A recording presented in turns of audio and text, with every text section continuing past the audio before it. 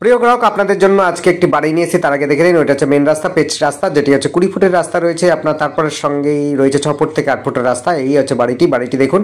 বাড়িটি কিন্তু প্রায় নতুন বাড়ি রয়েছে। একতলা বাড়ি রয়েছে, দোতলা 3তলা ফাউন্ডেশন রয়েছে, আপনার সিঁড়িঘর করা আছে, 2টো বেডরুম আছে, ডাইনিং আছে, কিচেন রুম আছে, সমস্ত কিছু কমপ্লিট রয়েছে। 2টো গেট রয়েছে, একটা পূর্ব দিকে, একটা পশ্চিম দিকে, উত্তর দিকে রয়েছে।